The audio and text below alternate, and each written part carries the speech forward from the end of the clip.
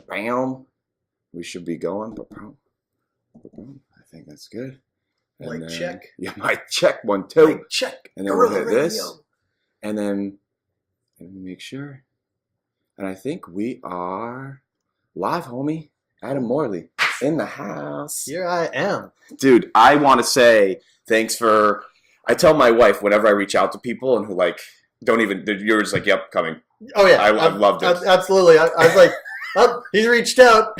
I'm gonna clear the schedule. Let's do this. But I mean that sincerely, man. It really made me feel like, appreciate it. Because there was like no apprehension. And it's tough because no one I've reached out to yet has said no, thank God. Right. But it's tough because this is, it's my home and I want people to feel comfortable. And I really appreciate you coming out, homie. Happy to do so.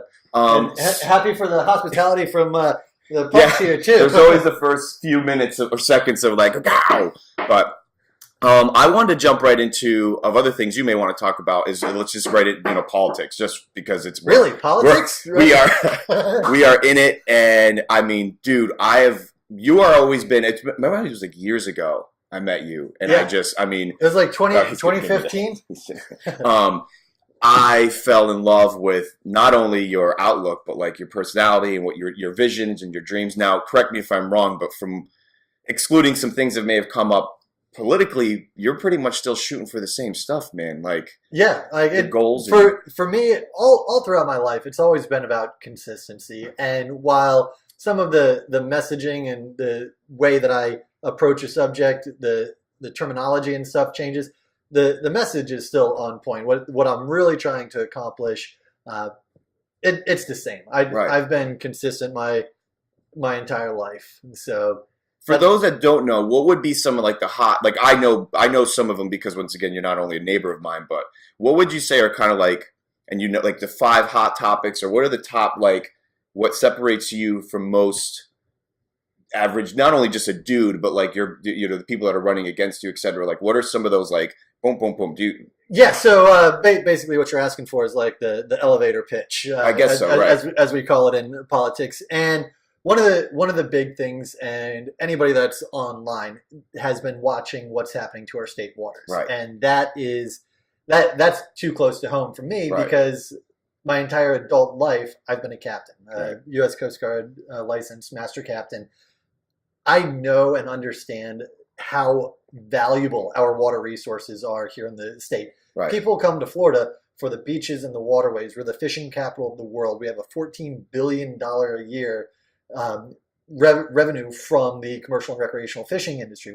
Like that brings people here. People stay in hotels and they shop at stores and restaurants, and so that's a huge economic driver for us. And we are treating our state's most valuable resource like a toilet. It just makes no sense. And so that's something I'm super passionate about. Water is like top priority for me politically. So I wanted to make sure that there's definitely something that I'm super passionate about because I know that passion is contagious. And when you're excited and just have a positive outlook and are passionate about something, that's contagious and people latch onto that. But I also am not just a single issue candidate. So I want to make sure that there's several issues that I'm going to be focused on in Tallahassee. Things like home rule. People are like, what's home rule? It's just kind of it's a term, but people don't really understand what it is. What that is, home rule is in our state's constitution. That gives local municipalities and local cities a broad range to basically self-governance. Okay. Whereas right now, Tallahassee has been passing a lot of preemption laws. They're removing our ability as a community to decide the direction that we go. So they're passing all of these top-down legislation, top-down bills that really isn't good for our smaller communities, our small... now, we don't like home law? Or we want home rule. Home rule. Yeah, home rule. Home rule. It's in our state's constitution. And what it does is, my feelings on it, we have enough well-informed, well-educated individuals here in our community to help guide us in the direction that we should be going as a community. But Tallahassee, they've been passing a lot of these preemption laws, and if you follow the money, you'll see that these preemption laws that are taking away our ability to decide the direction that we go, it's it's tied directly to the money coming from the largest corporate interests who can afford the lawyers, who can afford the lobbyists, and say, you know what? We don't want them to be able to make these decisions. We see the trends. We see the direction that the people are going. We don't want them going in that direction. We need to pass laws to stop the people from going in the direction that they want to go. Right. And I think that we should be going in the direction that the people want to go, not the 100%. direction that the That's largest corporations in Florida want. So you're for the home, home rule. So home one rules. of our taglines in the campaign is Democrat for small government. I think that we should have more engagement, more people involved at the local level, making these decisions and deciding where we go as a community. And when you get more people involved, you get more ideas, you get more discussion. It's livelier, and you have a stronger community because of it. Right. But when you get outside politicians in Tallahassee thinking they know what's best for us here at home, what works in Jacksonville doesn't work down here. We need to really make sure that the officials that we elect locally have the ability to do what we ask them to do once we elect them, rather than them getting their hands tied on all of the issues that we want addressed. So home rule, big time. Big I'm thing. Completely unaware of it, so this is fantastic. Yeah, so they're just passing a lot of laws, taking away preemption laws. What is a preemption? What is that? Like it's like in the works. It's about to go through. So I'll give you a perfect example. One is hydraulic fracturing, like fracking. Oh God! So we're not for this. We're not for this. Keep going through. We're not for this. We are not for fracking. In fact, 80% of Florida's population lives in a community, a city or a municipality that did the legwork. They brought in the experts. They listened to their community. They did all the work and found out that it was not right for their community. 80% of there's not fracking going on like in our backyard, not yet. Not yet, and maybe not, and it's hopefully not ever going to. But here's the thing: so many of these communities passed ordinances, local ordinances, thanks to home rule, the ability for them to say, you know what, we did the legwork. We did all of our research. We brought in the experts. We decided that we don't want fracking in our county. Right. We're going to pass an ordinance saying no fracking in the county. The state legislature, because of where, if you follow the money, the state legislature introduced a bill that says they can't make that decision. They introduced a bill to override local authority on saying, no, we don't want that here. And that passed the House. Luckily, it failed in the Senate, and it did not become law. So we still have home rule there. This is recent. This is recent. This is just within the last couple of years that they tried passing this, because it had such bipartisan opposition. Fracking is a bipartisan issue. Like, we had across the political spectrum, people are like, "This is Florida. Do you understand how the ground works in Florida? We don't need fracking." And because of the backlash that the House received from passing that legislation trying to take away local control there, we actually had bills introduced by a lot of the members who voted for it to ban fracking altogether in Florida. And I think that's how it should work. Once you have a consensus among communities, because and you're saying across the board, Republican, Democrat, didn't matter. It didn't matter. Most people were like, absolutely not, which makes sense. Thank God. Right. Exactly. Exactly. There. Okay. The majority of people were like, we did our research. We know that this is bad for Florida, because hydraulic fracturing, what it is they're high pressure injection wells that use all these different, not only do they use way too much water, they mix it with too many chemicals that you're never able to extract. And Florida, our water comes from the aquifer. So we're talking about going down beneath the aquifer, pumping it full of chemicals. Like, I understand that the technology has advanced, but you're always going to have that human element, and that's too much. Now that fracking this is a little bit of ignorance on my behalf, is looking for the crude oil, right? I mean, that's ultimately what they're looking for. Natural gas. Natural gas. Yeah. So fracking is looking more for natural gas. What they do is they fracture. That's why it's called fracking. So they will inject these wells down, and then with that solution, they put so much pressure that it cracks up the ground, so that it releases the gas, and then they extract the gas that is released. So it's not oil. This is like a gas. Right. Wow, interesting. Yeah. So that's it's not like the Deepwater Horizon, which was actually drilling for oil, crude oil. But ultimately horrible. We don't want this. We don't want this. It's and a huge point of like that's something you are absolutely opposed to. Oh yeah. As long as you're around, ain't happening. Ain't happening. So that's one thing that I want to make sure gets through, because there's been a lot of talk. It's bipartisan support now. We just need the political will to keep this bill moving forward to ban fracking. Is there somebody that we know that is absolutely like for this and we should be aware of from like a civilian standpoint? Like my opponent? Is he? I mean, sincerely, this is open forum, man.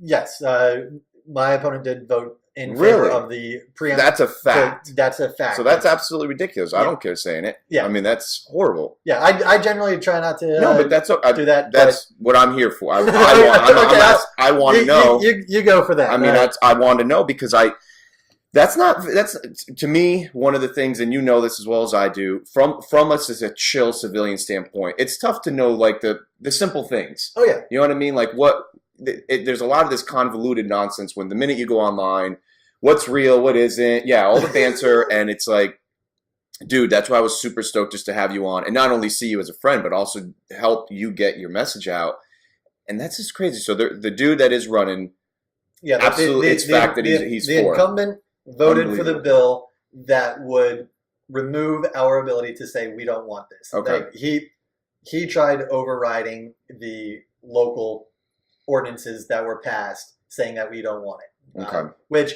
to me, the position of state representative, the job description is in the title. You are supposed to go to Tallahassee and represent the interests of your district. Right. When your district says that they want something or don't want something, should you not be representing what your district has just asked you to do? It is that simple for me. And when you have so many state districts, like House districts, and just communities in general, where 80% of Florida's population lives in a community that did the legwork and decided they didn't want fracking. Right. That's when you say, okay, let's pass a law that bans fracking in Florida. That's when you start passing that. Those. So do we have an official law yet that says no fracking, or it's still It's just it's dancing around out there. It's dancing around out there. And how long would it take, in theory, if you're in? Which once again we're going to do our damnedest getting you in, but you're in. How long would it take, amongst other things that you got to do? Something like that? Could you get that done in a term? Or is this something you could? Oh, that's fantastic. It could easily happen within a term. It's just a matter of getting the people in there that would support it and pass it. Fortunately, there are plenty of people across the aisle that want this as well. So we've got so much potential. There's still a lot of money opposing it, and so that's what we're really fighting against. But there are people across the aisle. In fact, some of the bigwig heavy hitters on the other side of the aisle have already introduced bills to ban fracking in this state, and they've really gone to bat for the people to try to get this passed. I agree with them. We should ban fracking in Florida. We're talking about Republican leadership is trying to ban fracking. I'm with them. I'll happily cross the party lines and vote for a fracking ban and support their bills to ban fracking in Florida. So, awesome. So we got water, fracking. So water, home rule. The home rule. Yeah, home rule. That the fracking is kind of underneath that, that home rule thing. Also, Florida, it's a retirement state. Like Palm Coast is kind of the heart of my district. It was built 20 years ago as a retirement community. Right. And so we have a lot of elderly and disabled folks that we just can't forget about them. We can't leave them to fend for themselves. We need to make sure that we are able to fund what I'm calling the peripheral services that help these individuals stay in their home. Because from a money standpoint, and as a small business owner, I like watching the pennies and making sure that we're being cost effective with every dollar that we have. We know that it is more cost effective for the taxpayers to keep residents in their homes rather than move them to assisted living facilities. Interesting. And so we know we know that. Okay. That's a fact. It costs us less to fund these. There's actually a lot of nonprofits that will do this. We fund these nonprofits that then in turn provide these peripheral services to these residents. It could be things like grocery services, oxygen, oxygen delivery. We're talking prescription shuttles, like if they need to get to their the pharmacy to get their prescription drugs, but they're unable to drive. Like we're talking about those kinds of services in order to keep them comfortably and independent in their homes with dignity. It's not only the right thing to do, it saves us money as well. So that's a no-brainer. So advocating for and making sure that these folks are getting what they need and not just being forgotten about and moved into the assisted living facilities. So that's kind of what you're coining as like peripheral. Yeah, the peripheral services are the there's Elder Source is one of the organizations that is. So you would be working with this federally funded. Okay. My role as a state legislator, state representative, that's where budgets really get passed is in the state house, and so making sure that when we're talking money, we're not taking money from these services over here so that we can fund things over here. And that's something that's been happening a lot. I'm sure. A lot of people don't understand that we actually have different funds set up and the money is allocated into these different funds. The people understand these funds are trusts. And the legislature has been breaking the trust for I can't tell you how long, probably the last decade or so.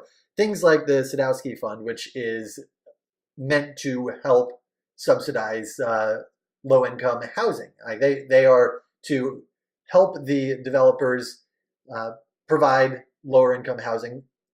They're taking that money. They're taking money out of that trust and they're putting into other projects that need money because they've mismanaged the money to start with. So, and these are all, and I know you well enough to know these are all facts. But this would all be researched. Yeah, all this stuff you can find all this stuff online. You can watch.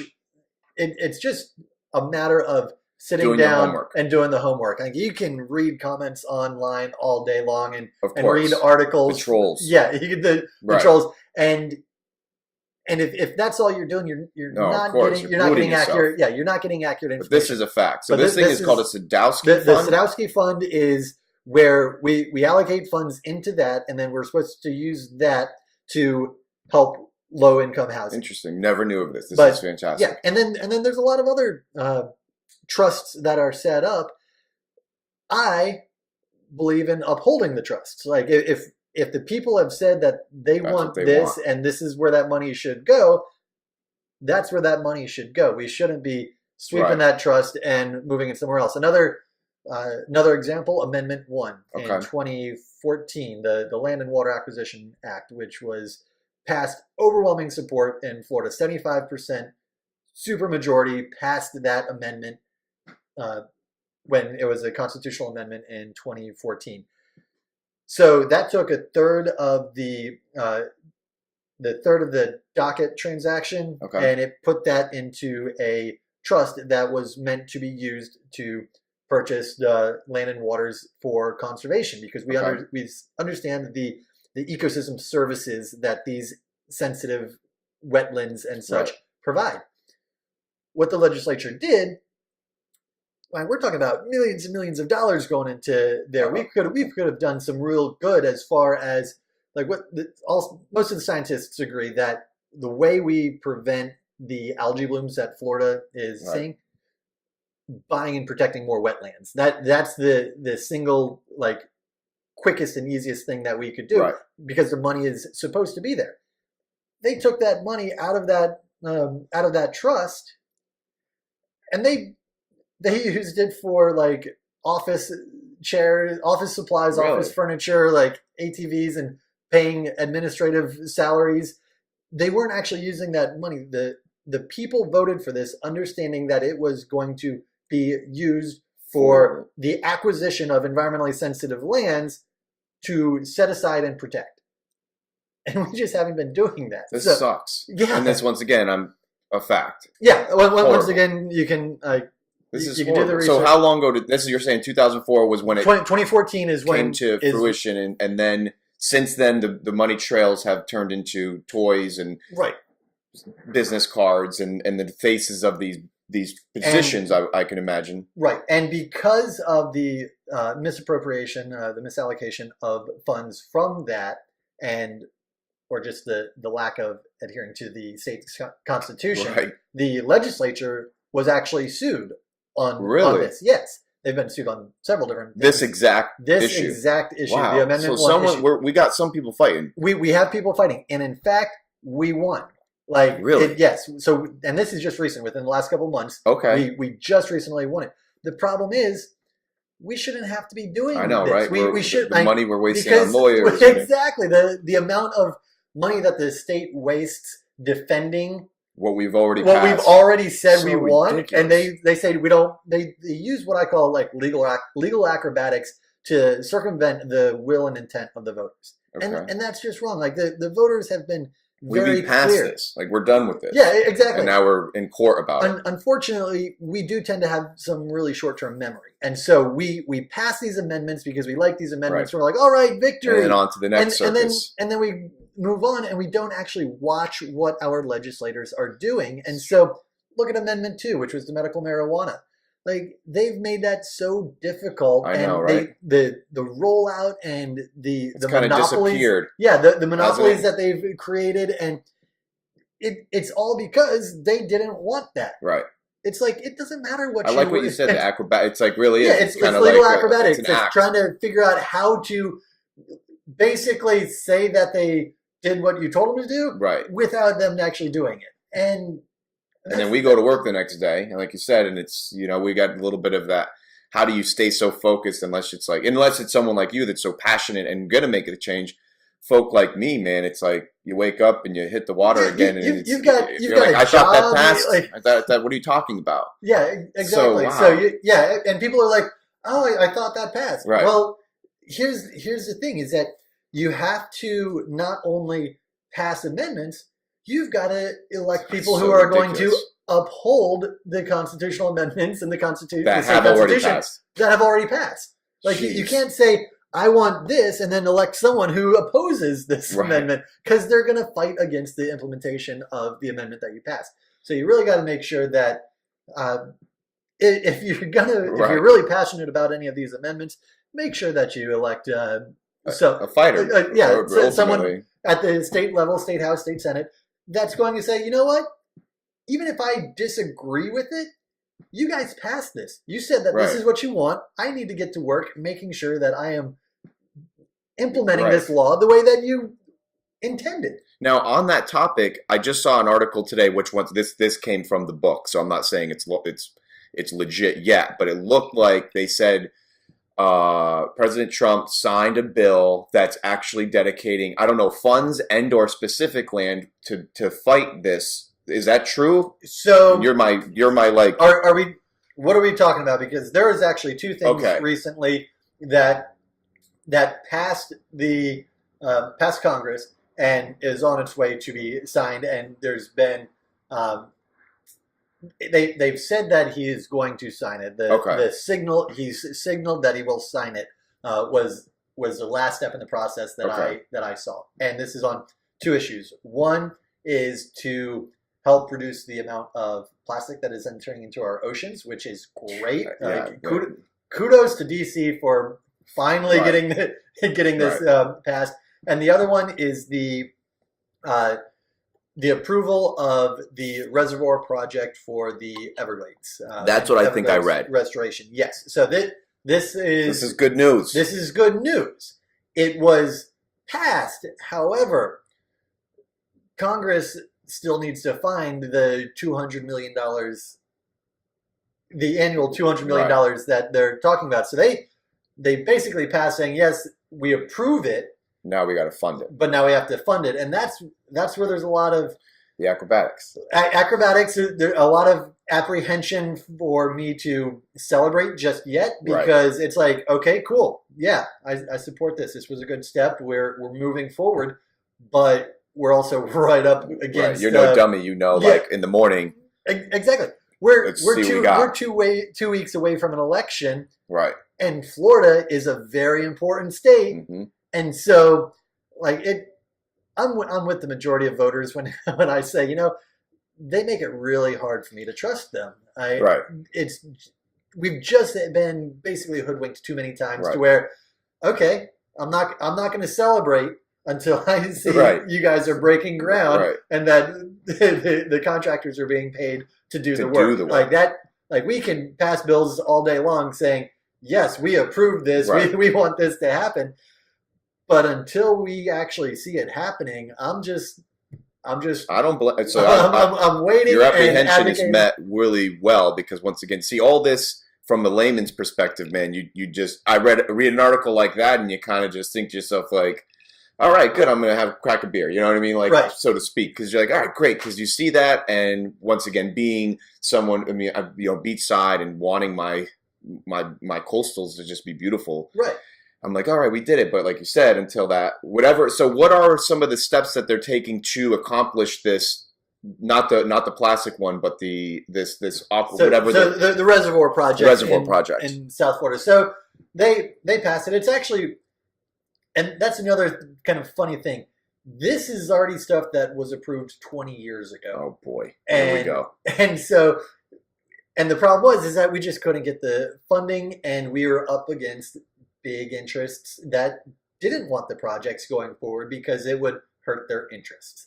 And so, can you give an example of like who's that guy? Is it Coca-Cola? Like, who is the guy that says I don't like? Is it the guy that owns the land? So Coca-Cola is actually the plastic opposition, whereas for the Everglades Restoration Project, probably the largest opposition is what's known as Big Sugar. That I think it's like the FanJules are the ones who own U.S. Sugar and Florida Crystals. Okay. Those are the two like largest players because they really they're the ones really writing state water policy right now. Right. And that's because it's two brothers. One's a Democrat, the other's a Republican. But the truth is, they're both filthy rich, and they have influence in the state legislature.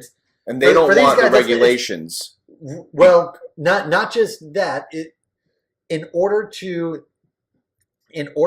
preserve and essentially save the Everglades, and not just save the Everglades, but help recharge the aquifer that 1 in 3 Floridians depend on for their fresh water, what we need to do is we need to restore the natural flow south. But we can't just restore the natural flow south because the water in Lake Okeechobee is so polluted with excess nutrients and phosphorus that it's not healthy to continue to send south. So the reservoir project is to slowly convey water south after cleaning it. So we want to clean the water, move it south, because as it comes down the Kissimmee River, it's picking up nutrients from north of the lake. The lake has been polluted for the last 20 plus years. A lot of people are misunderstanding the problem. They're like, oh, it's Big Sugar that's polluting the lake. It's not so much Big Sugar that's polluting the lake anymore. We actually have really curtailed and really stopped a lot of what is known as the back pumping. That's where they use the water to irrigate, and then all of the runoff from the irrigation they would back pump into Lake Okeechobee and create that excessive nutrients in the lake. Big Sugar isn't doing that anymore. They do a fairly decent job at cleaning the water that comes off their crops and sending it south. The problem is that they are still blocking the project of continuing to send more of that water south from Lake Okeechobee. Why? Right? Because that's where their crops are growing, and they want that water. And they don't want the water. They need that land. They want the land because that's the missing key. You have Lake Okeechobee, and then you have the Everglades, and then you have the EAA, the Everglades Agricultural Area, to the south. And A lot of that is state-owned land that's being leased to these sugar cane growers, sugar farmers, and they're fighting to keep those leases. They're fighting to keep from having a reservoir built to clean the water and move it south because that's taking up their valuable property. And I understand that. I understand property rights and property ownership, but at some point you can't say you can't allow these corporations to essentially destroy the state's economy and everything for their own self-interest. So this is mind-blowing. This is why this is so awesome is that, okay, so the average, and I'm your average, so I'm speaking for the average Facebook dude, online social media troll banter. You hear big sugar, Rick Scott sucks, big sugar, Rick Scott sucks. So it's not actually them even polluting the water anymore. You're saying we've kind of stopped that hemorrhaging. We've kind of turned to the pollution tap off from sugar.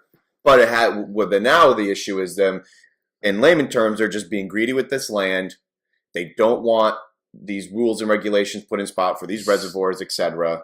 Wow, so this is crazy. And to even go a step farther, they actually signed contracts saying that they would sell the land, and that like the deals. Do we own the land? We own some of the land. Okay. We own a lot of the land, but we actually had contracts and land swaps and deals worked out with the sugar farmers to make this happen. It was after it was actually when Charlie Crist was in office. Okay. They signed contracts saying that they could do this, but that was right during the time of the economic downturn. So the property value was low. They thought they were going to make out on it.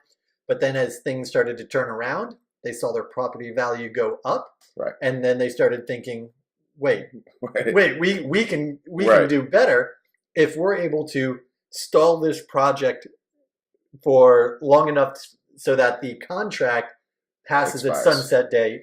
And so they did that. Like we had everything lined up, but they just, and they agreed to it. And they agreed to it. They signed the contracts. They acknowledged that they were the ones, they were the key in preserving the Everglades and making sure that the water was able to flow south, that they were that key component.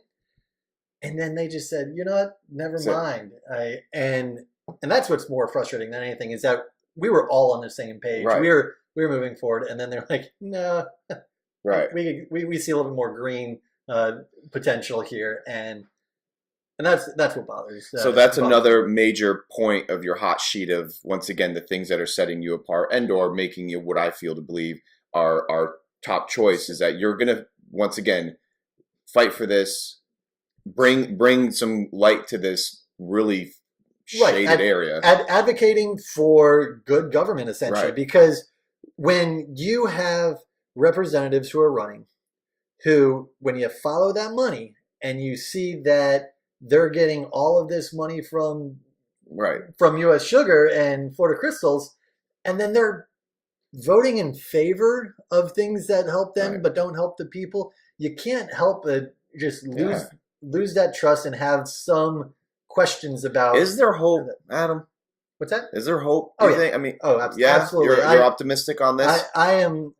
As scary as the future always seems to be, I just can't help but be optimistic and say, you know what? Yeah, we can do this. We can do this. The way I honestly look at it is, I look around. I'm like, there is lots of room for improvement. Yeah, like that's like we are in a place where we can. Oh, there's the bottom right there, but the sky's the limit. We have so much room for like opportunity to do better than we are. It's just breaking free from the current mold that our politics has been stuck in for so long. Like my opponent, you look at his campaign finances, 93 PACs have contributed to him. Now a PAC in Political Action Committee, it's just people with big bucks. It's money. Yeah, it's not really trackable. That's kind of the thing about PACs. Less than 5% of his financial support actually comes from this district, from this community. Like everything else, wow. And that's a fact. Yeah, that's a fact. Like, That's ridiculous. It's super ridiculous. But is this dude like? I don't know him. I don't know much about him, which is once again my ignorance because I don't. In all due respect, I don't really. It's my show, so I say what I want. I don't. You're my vote, so I don't really care who he is. Anyway. So but. I guess it's my fault too. I guess once again, as just like your average Joe, is he big time money, dude? Like, is that what it is? Oh, yeah. He's just big time money, dude. Okay. And like, he's a nice guy. He's got a distinguished legal career. He's like honorable service in the military. Like, he's a good guy. But Sunshine State here, I'm going to throw a little shade. Yeah. He lost his race in Jacksonville by 2 votes. Okay. But he was still already the establishment favorite. They had already kind of groomed him and for this seat before the prior running, or so he ran in Jacksonville. That's 4 districts away from our district down here, and he lost in his primary by 2 votes. Wow! But because he was kind of the establishment favorite, and they had already kind of lined things up, they're playing chess. There are several moves ahead of where the average people are looking. Okay. And so he lost his race in Jacksonville. And because our state senator at the time had already endorsed him and was pushing for that win, 4 days after our state senator was reelected, our state senator resigned so that our state representative would run for the Senate seat and they could move him down here into this acrobatics, so bro.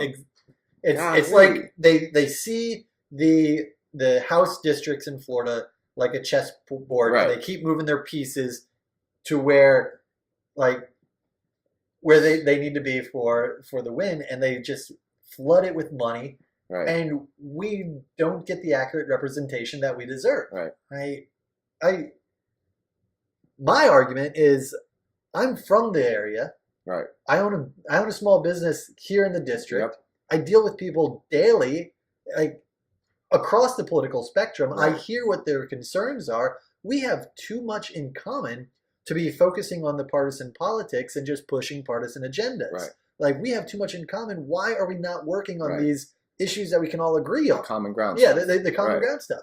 There's just too much partisan. So that's one thing that I find super amazing about you is that I love the glitter, man. That thing, what you guys do. I try to do my damnedest from just a 10-finger standpoint on my beach walks. Mm-hmm. Take a bag with me and but dude, it's just like the stuff I see you doing out there, unbelievable. I mean, the litter you're grabbing is not even litter. I mean, it's like war artifacts. It's like like the stuff I've seen you guys pulling and hauling. Now, for those that maybe don't know, so you got this pontoon boat.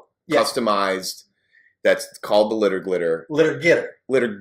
Yeah. Okay. There's no glitter on there. There's no glitter in what we're doing out there. Yeah, it's not glamorous. Only what you're doing is glamorous, but like the actual. So I've seen these photos. You're out there, and I mean, you're in the wetlands and you're pulling. I mean, I've seen some of the biggest artifacts of trash coming out of there. Yeah. Well, we just got hit by 2 hurricanes, Matthew and then Irma, and that just flooded our estuaries, flooded our marshes with a bunch of now you're debris. Doing that on that's like that has nothing to that's in addition to you also run like a tour company of some sort. So yes and no. Okay. So I'm a captain by trade, and since 2009 I've been a captain and an environmental educator with St. Augustine Eco Tours. Okay. I have stepped back from that as of last March. Okay.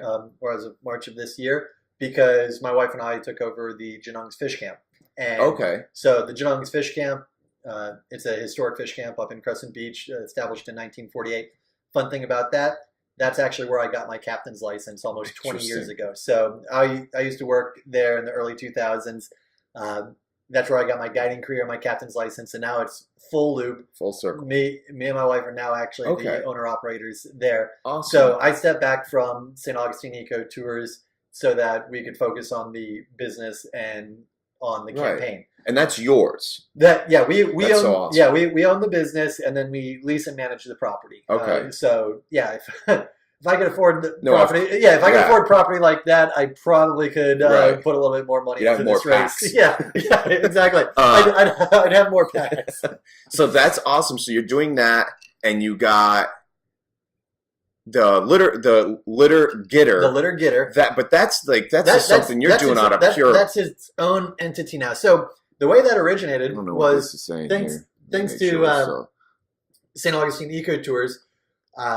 Almost 3 years ago now, me and a group of friends decided to take one of the company boats out and do a waterway cleanup because I had been running tours and seen a lot of this trash in the water. I'm like, okay, well, we gotta come out here and we gotta do something. So we took one of the company boats out, and in less than 2 hours we loaded that thing up, and it was just trashed. And in less than 2 hours, and we couldn't take any more trash. We were still passing more trash. It's like, man, we got to do something about this. Right. We need a boat dedicated solely to the purpose of waterway cleanups. Right. And so we get back to the dock and we look at the boat. It's like, it can't be a company boat. We can't keep trashing the company boat. We need to do something. So I set up a GoFundMe page. And I remember this was a couple years ago. Yeah, this was a couple years ago. And so about 2.5 years ago, 3 years ago, we set it up and successfully funded the purchase of this pontoon boat that we then stripped down and reconfigured to be optimized for litter getting. Right. Yeah, exactly. Right. And then we got the nets and the grabbers and all the gear and everything and loaded that up. And ever since then, we've been doing waterway cleanups, depending on our schedule. Right. It can be several times a week or just a couple times a month. Dude, anything's better than nothing. Oh, yeah. And what you're doing is that probably to me is, we've heard the cliche statement, practice what you preach, blah, blah, blah. But I mean, dude, you really are, since the first day I met you, I don't even know, I was trying to recall, was that 4 years ago now? 4 or 5 years ago? It was about 4 years ago. Yeah. Something. And dude, one of the things. April 2014? Something like that. Must have been. Somewhere in 2014. And, one of the things I say, even to my friends and families and those, I'm the oldest of a lot of brothers, sisters, and cousins. And I always try to say, time will always tell, man. Consistency, you meet the guy and they're all like, man, I'm the best guy ever. And it's this time next year. Yeah. Let's see where you're at. Let's see where and, majority of the time, unfortunately, man, they're not what they portrayed. And that time tells. And you just, the actions speak louder than words. And dude, when you started doing that, I mean, that's just there's nothing glamorous about it, dude. I mean, even when I do mine, it's obnoxious. You're actually mad because you can't even really. And dude, I don't mind saying it. It sucks. It's you're on your walk or whatever. Wherever. I hope more people are doing it, but you're on your walk, and for me, I'm like, damn it, again. And not only that, but it's I have such a pet peeve with this balloon thing, bro. I lost it. The other day, I'm at Baines barbecue here locally, and I'm trying to. I have a lot in common with my grandfather, who I'm still blessed with having, and he's from Italy, and we're Italian, and we can be hot-headed and sometimes just say stupid stuff. But, dude, there's a part of me where I'm I don't know if I should subdue this side of me. So I'm at Baines, I'm chilling. It's me, a couple friends. We're in that front, that front bench area where right there, that hot zone. You're seeing everybody, and this group comes out, and they're pretty tipsy in the hipsy, which is fine. But they're about to launch these balloons off because of a death, and which I'm not trying to lessen that, and right. But dude, it's happening, and everything's happening now in slow mo. Now I'm not inebriated. I'm just you got to be kidding me. So I'm watching it happen, and they're getting ready. You've seen it a million times. They're getting ready. They've all had balloons, and they're literally about to let them go. And I'm debating with because I work for a lot of these, subcontracted out to do a lot of their social media or their web development, all that jazz. So I'm do I say something? Do I not? Because it's, of course, I'm going to alter their experience very soon here. Dude, I just went with the gut. And I said, no, please. Now, the way I deliver it, I'm not yo, F you, give me the balloon and tear it up. I was just listen, please, don't do it. Don't do it. And I'm trying to it, but there's always immediately that one or two that are saying F you, with their eyes. And they are. There was a dude there and a couple ladies, and the ladies you don't even know what's going on. And thank God, literally thank God, there was one lady there that I think was Flagler Beach based and was no, I told him not to do it too, please. And they knew them and was addressing Adam, don't. Chenzo, don't. And like help me explain to them like, this is not good. So the guy kind of, aggressively like popped them to prove a point, which I was like, dude, I'm couldn't really get a full sentence out because this was probably a 30-second transaction, but in the moment, it's altering, it's causing a lot of friction. But ultimately, bro, I was so happy that they didn't do it. Of course, they left it on the ground. I'm fine with that. I can pick that up. But these balloons and just like this lack of, when did we become so disconnected to that? And another thing too, and I'm sure you probably know this because I've started to stop posting it as much because I'm like, I'm probably annoying people. But the dunes, man, the dune dummies, that's what I call them. And I got a new thing now. I shouldn't probably say this on the Facebook, but I got this new way of dealing with it. Anybody who does it, especially habitually, we got a lot of people staying at the Airbnbs now, and and I get it, dude. I don't go up to someone, I'm like, yo, F you, get off the dunes. I'm like, because that's not effective. Right, it's not. It's not. It pisses people off, and you create this tension around the issue that nobody really wants to deal 100%. with. And it's about, for me, it's always about effective communication, and you know it's happening, and figure out your approach so that it's actually welcomed and you get somewhere. It does us no good. Like, yeah, it might make us feel good to just let out all of our aggression on somebody, but that's just making us feel good. That's not actually effectively addressing the issue that we're solving. Yeah, it's not solving any problems. On the topic of the dunes, here's what's interesting. Here's a little pet peeve of mine too. This whole dune project that we had with the little turtle and the thing. Did you see you've seen that, right? Have you seen that, like the little, well, unfortunately now the little, I don't know what they're calling, but they're on like every like light post, and there's this turtle dude with a cone on his back, and he's cute as a button, but it's like the dune thingy. And there's like all this script around it, and it's supposed to help educate, stay off the dunes. And there's these little flyers. Have you seen any of that? I don't think I have. Okay. Well, here's my issue with it, is that it's cute. It's packed with all this literature, but why can't we, I don't know the money we spent on it. And then also too, being a local dude that does that kind of stuff, I don't know who why can't I get in the know? But whatever, that's a whole other thing. But they go all in this. I can't imagine the money they spent on the creation of it and all that. And I think the motive was awesome. The motive is pure. Mm-hmm. But now we have these signs that you literally have to kind of like get up to and read, that are stacked. And I mean, this better than anybody. Look how well you market your, you know what I mean? Like name, agenda, boom, and like a cool slogan, get the point across. These things is like, you have to spend 10 minutes in reading. It's a novel. Like even the flyers they put on the dunes, like literally people are just like, get out of the way. Like I've seen it happen. No one's going to read. But my point is like, why can't we make it look as what it is? It's a caution. Stay off the dune. Red, like X off dune, and fine could be enforced. Like, why are we making this a cute? Yeah. You haven't seen this? You're going to see it today. Watch. Because now you're going to look for it. Unfortunately, now the signs have deteriorated. Most of them, they've been faded out. Yeah. And now you just see this like cute whimsical turtle with a cone on its back, and it even has a name. They went this whole thing. And once again, God bless those leaderships that we have that came up with this idea and try to make it cute and funny and put it into the hotels. I get it. But dude, why can't we just make it stay off the, you know what I mean? Like you don't see a speeding sign like don't speed. In St. Johns County, what they've done, and I don't know for sure that this was the idea or if they actually wanted to like warn people, but they simply put up warning, stay out of dunes, rattlesnakes present. Perfect. I tried that. I've done that. I've done the snake. Didn't even work, but that's a good one. Yeah, but it's fantastic. But it's also true. There is, right, in Southern St. John's, because we have the primary dune, the secondary dune, and the little trough between. Right. Like you've got the gopher tortoises and all of that, and then the rattlesnakes as well. And tell you what, you're seeing it work? Oh, it's super effective. Like because visitors that come here to Florida, they're afraid of snakes. Absolutely. It's like you tell them there's snakes over there, they're not going to go over there. Right. Yeah. I saw actually Rogan talking about, and you probably know this as well as I do, the python issue in general. That we don't see it that much. I mean, I'm sure. Yeah, I know, right? Time. And it's funny whenever somebody's not Florida based, we really are like on an online. We're like looked at as like this like jungle. And it's funny, like we are, but we're really it's not that. for us anyways, Right. our immediate backyard. But it's crazy, man, to see like I mean, they really don't have many natural predators. These snakes, and I mean, they're eating. I mean, Yeah. once they get to I was the lead captain and environmental educator in the Everglades National Park, 2007, 2008.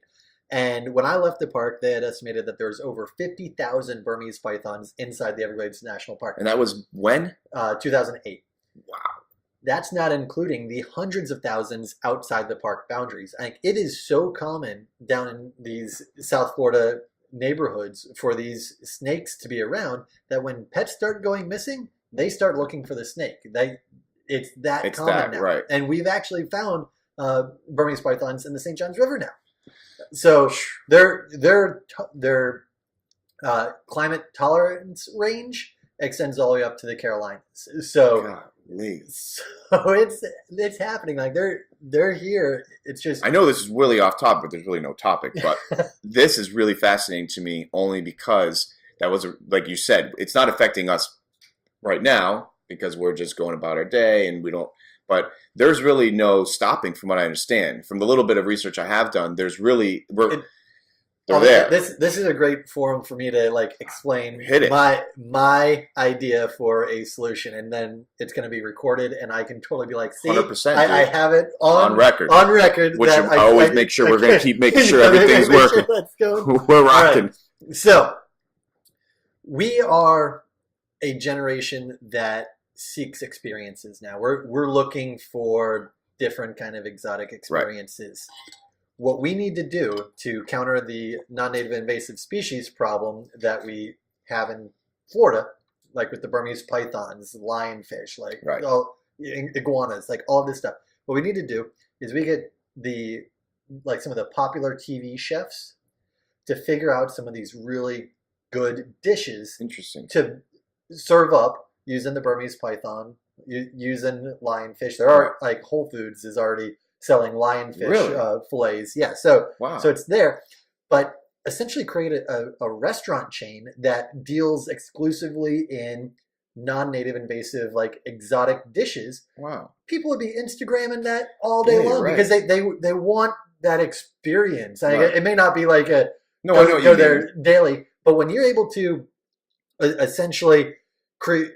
Because in Southeast Asia, in Burma, where the Burmese python is natively from, their only natural controls is the human population. They hunt them for food, and then they use their skins for wallets and so forth. So if we're able to essentially create a market for that, that's going to be removing them from the system, and then it's a more sustainable way of dealing with these non-native invasive species. But yeah, like Indiana Jones, you remember like when they're in that sitting down for that meal, and like on the table there's the coiled python, and then they dig in, they start eating it. Of course, there's like the baby pythons and everything, but like you could have different themes and stuff, and people would be all about that, and then that kind of stuff would easily go viral on social media because everybody wants to have these experiences, but then also share these experiences on social media, which in turn is just more marketing and more interest in trying this. And so, I think it would be great because they've got the Burmese python tournaments where they actually hold these tournaments where they go out and they catch them. But if we're able to say, $10 per pound. We create people are like start living off of selling the meat to the restaurants. Exactly. Just it's like a fantastic freaking idea. So that's kind of something that I've been like telling people as much as possible. Whenever the issue comes up, it's like this is a way that we can deal with it. Is like we've got as much as I even want to disagree with it, and other people may want to disagree with it as well. You've got to put a value on things if you want there to be a solution. There has to be a value. What do you mean disagree? Like what? A lot of people want to believe that there are going to be the volunteers and the people who just do it out of the goodness of their heart to solve these problems. Oh, I see what you mean. We have to figure out a way to make the solution profitable for somebody. That is unfortunately what I have come to understand. Right. Volunteers are fantastic. I cannot stop praising volunteers for their efforts. But volunteers, it's not a sustainable method to depend on volunteers all the time. You have to figure out a sustainable solution. That sustainable solution, it means that it has to be able to pay for itself. Like the can thing back when it started. Yeah, like the container deposits. Right. Like when you go in and you buy a soda in a bottle, you have to bring that back and get your deposit back. Now that there isn't a container deposit, you see more of it along the roads because there's no value there. You put a value on that, you're going to get people who can always say, you know what? Right. I can get a 6-pack if I pick up so many bottles and cans, turn them in. Even some kind of incentive where it's like boiled down to just picking up the trash. Yeah, exactly. Like somebody not necessarily rewards you, but we find some kind of renewable, sustainable. We're using, you know what I mean? Well, the idea has been around. This isn't like a new idea. The reason we have so much plastic waste and trash and litter is because that trash doesn't have a value to it. If that trash had value, if we could figure out a way to put a value on it somehow, people are going to be picking it up. They're going to be turning it in because they're going to want to be able to put that into their little piggy bank or savings, and that's how we have to do it. We have to make sure that people are getting compensated for their efforts, so that it's worthwhile, so that it's sustainable. So, like, what do you do? I mean, I've seen some of the stuff you're picking up off the litter getter. I mean, what is you got this? You're taking obviously a tremendous amount of time, the gas for the boat, out of your job. Where, once again, you're stepping away from your business. Now you got. I mean, I've seen barrels. I've seen you're bringing that. I've never been to a dump or anything. I've driven by and stuff, but like that's just what we do. Education in itself, just visiting a landfill. But you just bring it. So, which sucks too, because it's like so counterintuitive. You're like, well, let's just put it from here to here, right? But at least it's out of the waterways and it's out of from going into the plant. What we found with the litter getter is that when we first started that project, we were like, all right, we're gonna be cleaning up the waterways, and it became very clear very soon that we're really not making that much of a dent in the amount of trash that's out there. We're still up against the losing battle. Where we're making the biggest impact is that people don't really turn down a free boat ride. And so we're getting all of these new people, these new groups that may not really be aware of the issue, but they'll go for a boat ride in Florida. Right. And so we welcome them to the boat and we go around and we're picking up trash. It's an amazing boat ride, beautiful waterways. And you're saying no cost to them. No cost to them. We take volunteers out. They're volunteers. And that's an experience for them. And they love that. And while we're out there, it's really a floating classroom. And so we're able to talk to people about the issue and what the real in-depth issues are that are slowing down the... These people got to be... I've never seen it. Well, excluding my backyard, but I mean, I'm sure it's got to be really surreal to see some of these people like, damn. Oh, yeah. People are like, oh, yeah, it's a problem.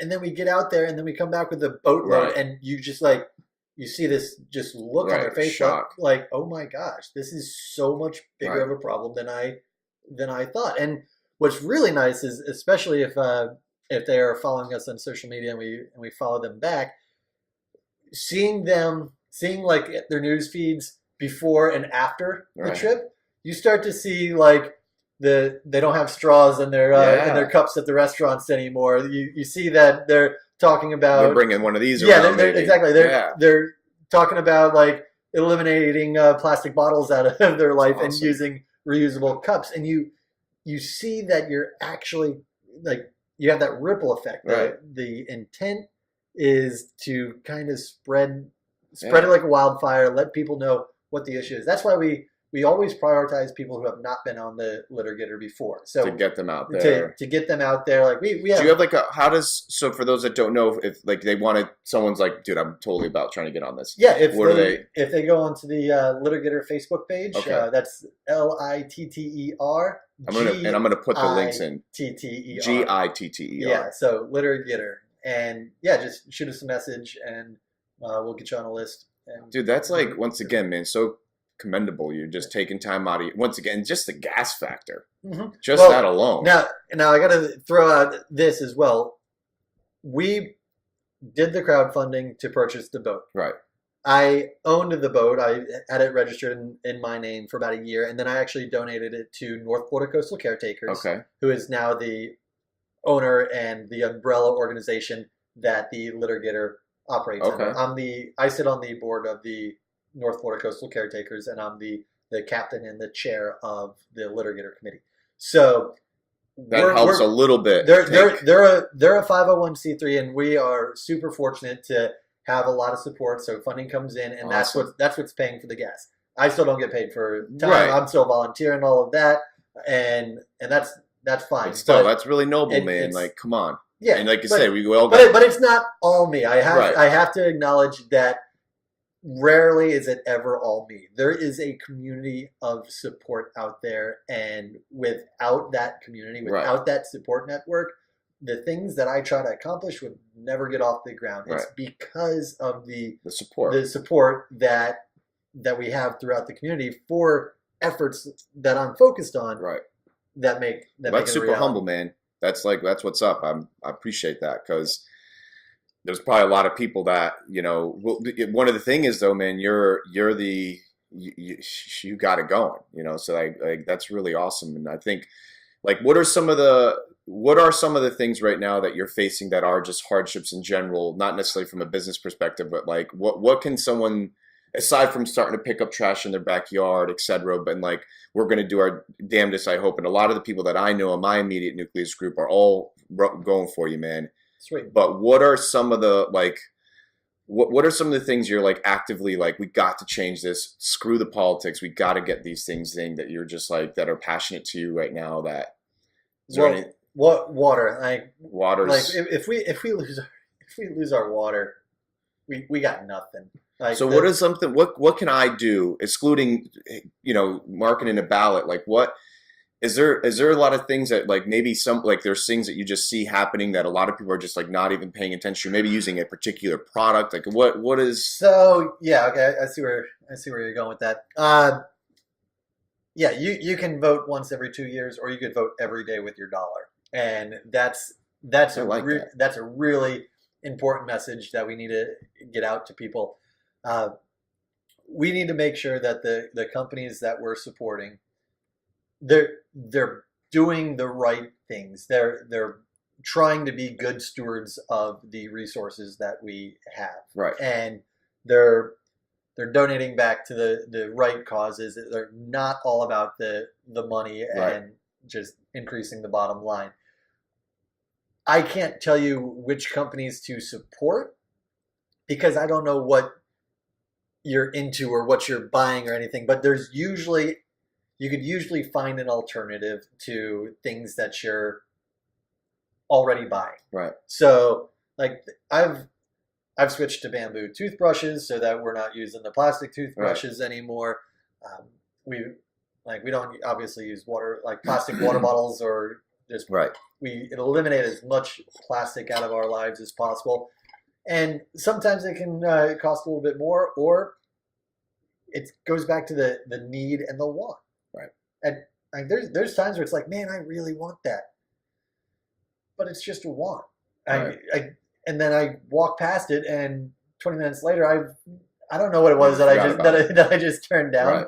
So really, kind of making sure that we're being conscious of our consumption habits as individuals, but at some point, and I'm a huge advocate for personal responsibility and making sure that you're doing your research, supporting the right companies, all of that.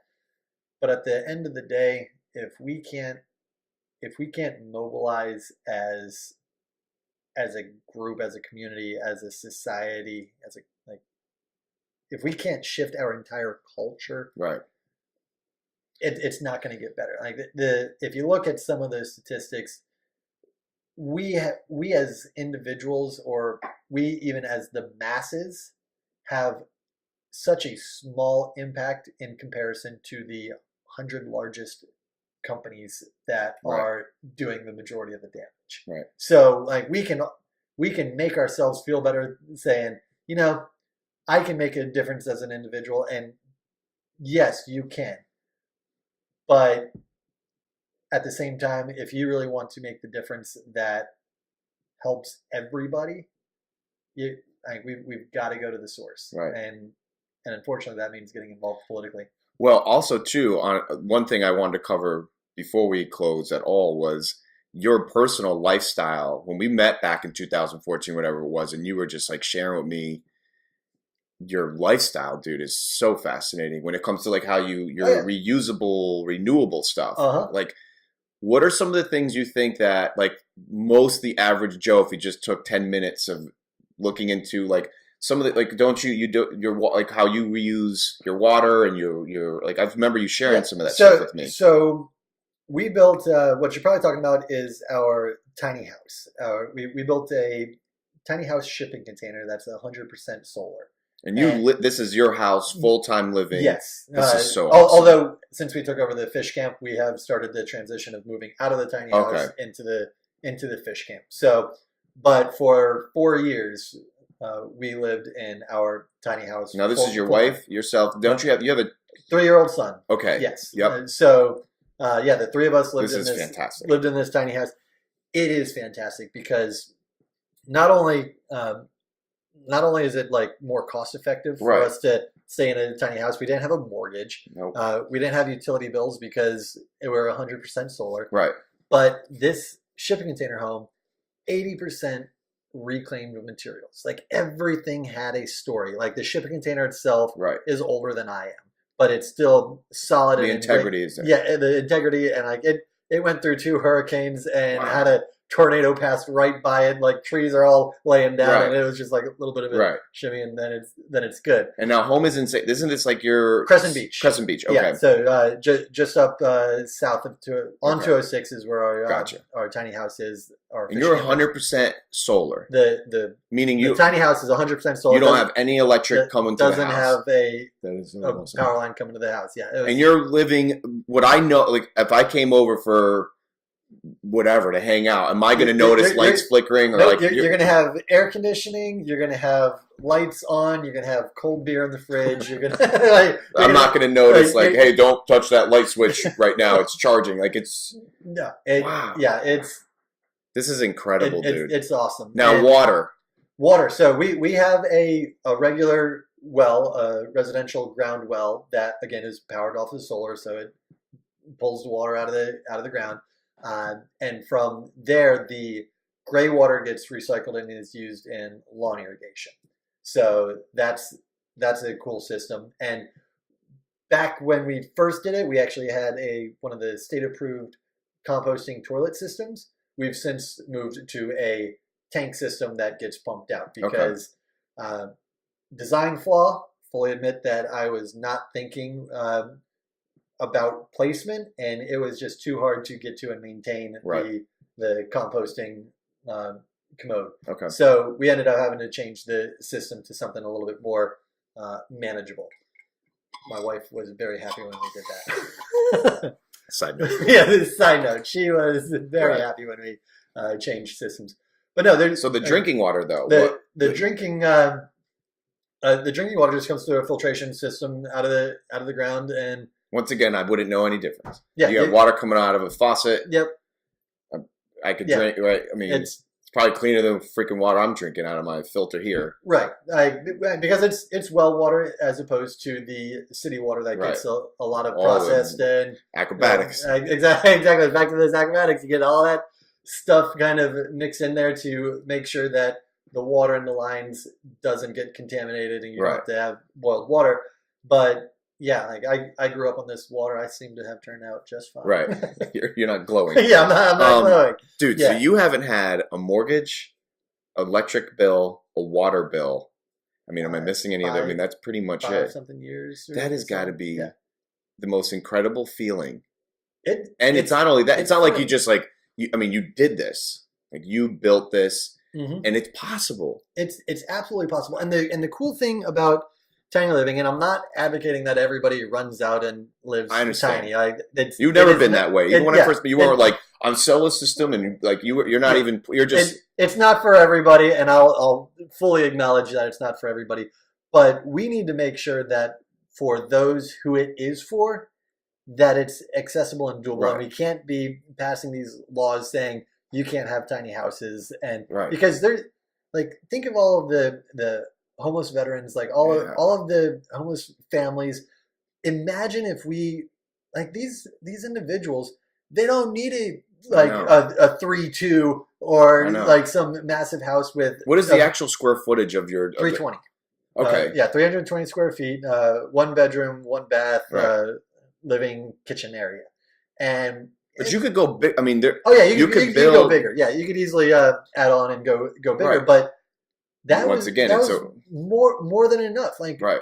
Especially for individuals like myself, I just need a place to sleep and shower and maybe grab a quick bite before I'm going again. Right. I'm not that homebody type, and there's a lot of people who just need shelter. Just need those bare necessities. Right. And there you could look online. There are some really cool little communities that they've actually built to help people get back on their feet. Right. And they did so by building these tiny house subdivisions, which are like super cool.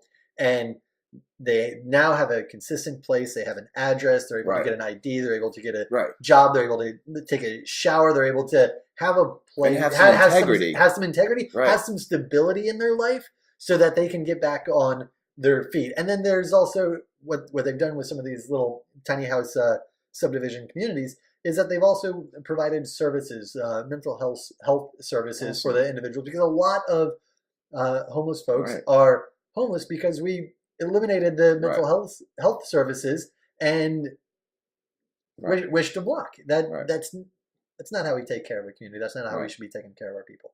Can a dude like me, because when I went to this hurricane and all that, I've never been a materialistic guy to begin with, and you probably know that enough about me. I mean, you see this is it.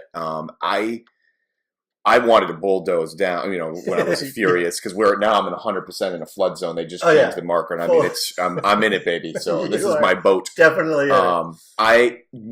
Is there rules and regulations that would stop me from, in theory, bulldozing this down and building a sustainable, completely dependent on my own?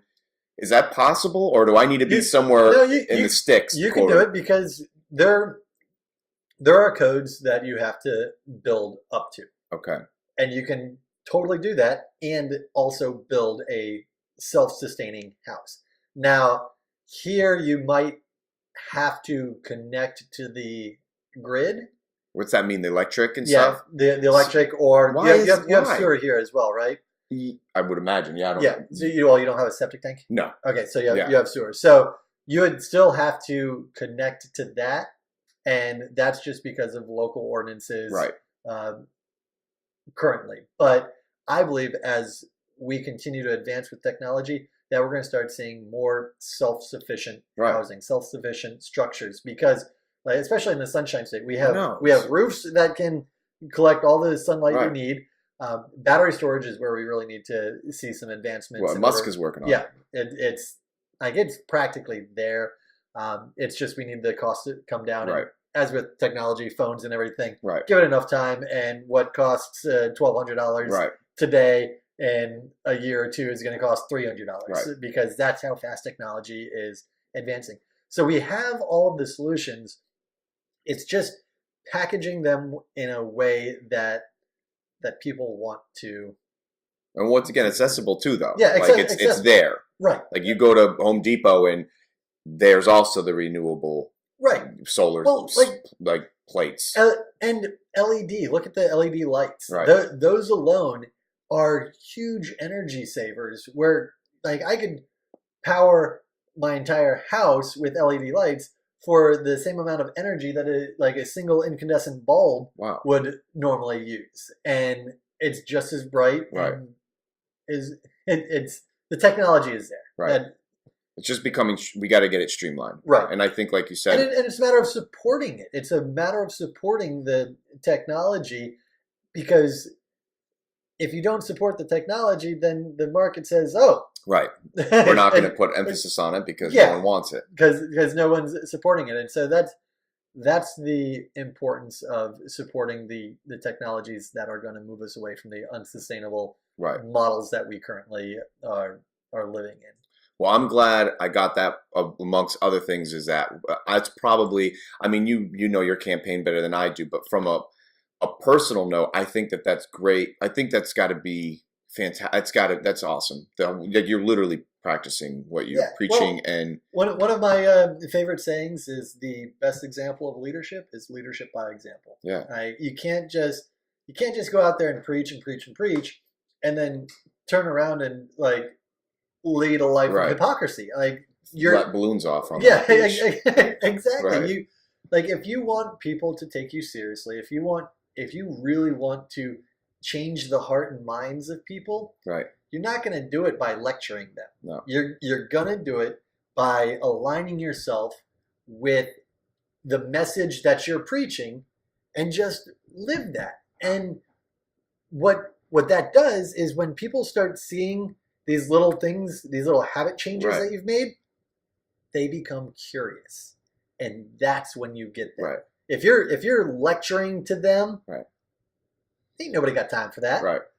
But if you do something that piques their curiosity and they want to ask a question, now you have them because they are actually interested now in what's going on. And I can't tell you, like if I go to some friends were having a house party and there's a bunch of disposable dishware and stuff there. Didn't say anything. I simply asked, can I use a real plate and some silverware? I'll wash it when I'm done. They're like, yeah, okay. Like I didn't lecture them about the disposability of the plates and silverware. Had my meal and the people around the house, they're all like, hey, why? How? Why? And then you have your segue. Then the next party I went to, no disposables. They have the regular dishes, and everyone was doing their own dishes again. It's like lead by the example. Lead by example, and I was like that happens so often. Like you simply lead by example, and people pick up on that, and they respect it a lot more when you're actually leading by example rather than just preaching. 100%, dude. It's actually in unison to one of the only arguments I've ever won with like if you're like super religious, spiritual and all that, God bless, do your thing. But one of the things I figured out when I was super young, man, it just like hit me was like, tell me about your God without speaking. Like we take for granted the gift of having this. What if you didn't? What are you going to rely on? Just do it. And it's literally exactly what I try to show is like just me being me. Love like me picking up my own cigarette butts that I don't even smoke, and then finally someone saying, whether it's spiritual, whether it's actual something, saying, hey, why are you doing that? Well, now thanks for asking. If you're curious, I'll tell you. And dude, that's some powerful stuff, man. Oh, absolutely. It really is. And I think, do you, and forgive me if you have, do you already have a pretty good like do you have this online somewhere or like on your living situation? Because if you have, I've never seen it. Like how you live, the house, all that. Like, is that, because I knew that about you because you've shared that with me, but have you ever, or is that just more of like a personal thing and like you just? It's more of a, like there are articles and interviews and I've done little like walk through my. Oh, you have done these? Yeah, like there's firstcoast.tv, local guy up in St. Johns County who did an interview and like walked through and videoed the house and like the whole living setup. Right. So yeah, is it in your campaign paraphernalia though? Like, no, you don't feel the need, or I think it would be awesome. I agree, but I'm kind of like modest and humble to a fault. I know, and so that's not something that I really want to really push out there and boast about. Like I love it. I'm super passionate about that. I think it's freaking fantastic. Yeah, and it is freaking fantastic. I think it's better than a Ferrari. Well, it is better than a Ferrari. It's amazing. Yeah, because a Ferrari is way too expensive. Right. But that's my point. Like, it's like I don't know, man, you're a super humble dude, but that's one thing that is my top thing when I talk about you. just and you come up in general, like I'm like that dude is like what we all should be striving after, just the renewable aspect, man. And I mean that, like, dude, it's and we all have our flaws. Don't get me wrong. I'm sure those that are gonna, the trolls out there are salivating at the mouth to have, like, you still drive a truck, bro. Like, okay, get it. Like, I know, granted, like we can nitpick all the little things that are. My electric car didn't tow the litter getter. I literally had an all electric car, but it would not tow the litter getter, and I have to be able to put the litter getter in the ramp and pull it out of the water, and a truck does that. 100%. And so, but that's my point, man. It broke my heart when I had to trade in my electric car for a Chevy Silverado. But we all have, like, you're from my understanding, no one can, and not that it's like a competition, but no one I've ever met has ever come even close to that kind of, lifestyle. And here's the thing too, man, it's not glamorous. And that's what I think is even more keeps you rooted and keeps you like shooting for the stuff that actually matters is not, I'm doing this to get a 5,000 square foot home that after I just think it's awesome, man. But I hope you're okay with it. But once I can, that's my, I don't want to say selling point with you, but dude, that's one of the things, is so, it's passionate for me because I'm a minimalist. Mm-hmm. You could, 91 Cavalier, bro. Like third car in my life, and all the other ones I've always just given away once I don't have a use for them to families that need them more. Yeah. So that's my practice, what I preach. But I don't know, man. I think that's so awesome. And if I would love to see that. You're like on the website or something, maybe. But we are getting there. And as far as like for the campaign, man, we're like 2 weeks away. I know we're there. Is this pretty much it? Like what's done is done now. As far no, we're still campaigning hard. You are campaigning hard. So we're at the early voting has started, right? And so we're making sure that we've got people at the polls holding signs, doing waving. The thing. I'm still making phone calls, reaching out to people saying, "Hey, have you voted yet?" I just want to I've been just making calls after calls after calls. And like I'm getting messages, leaving messages. Hey, this is Adam Morley. I'm running for state representative. If you got questions or anything about me or myself, feel free to call me back. Here's my personal cell number. I want to make myself accessible to people so that they know that they can reach out to me if they've got questions. Well, it's by no coincidence that I literally, like I said, I started this back in February-ish. It has been a passion and just a hobby, like more of a hobby and just something I want to do. So I do this anyways. Yeah. And I thought I'm going to start podcasting, and I want you to use this to its full capabilities. I will definitely be sharing it. We'll put the links in there. But Adam, I can't thank you enough for your time, bro. And is there anything that, we covered a lot of ground. Is there anything you could say that maybe, is there any, we covered a ton of ground. I know, we did. Just like, get out there and vote. Be good. Get out and vote. Like let's bring everything together. Let's be a strong community, and enough with the partisan division already. Let's get some things done for all of us that really benefit all of us. Partisanship aside. Right. Awesome. Do we have a way of? I was talking with somebody at Breakaways the other day that is heavily involved in the politics and stuff, and I said, is there a way that we can check to see who's like dragging ass, basically? Like, is there, or was like, you know what I mean? Like, it's, or they don't, is it too soon to see like what counties are going and what's not? So, I heard the Republicans in general are, they're notorious for always voting early, or, I don't. So right now it started on Monday, so we're 3 days into it. You go to the Supervisor of Elections, Flagler Supervisor of Elections website, and see where we stand as far as like the voters who turned out. So Democrats turned out in these numbers, Republicans turned out in these numbers, independent NPAs, no party affiliates, turned out in these numbers. You won't know until November 6th, like the specific races, and who's where.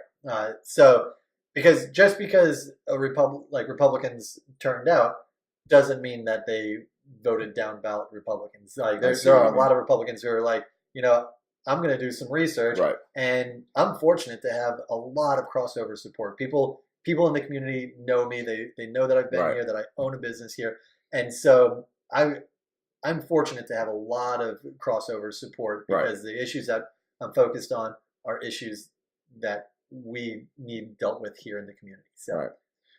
Awesome, man. Well, look, thanks for your time. Thank I you. appreciate it. I hope Thanks you boys for watching, guys. and girls enjoyed it. And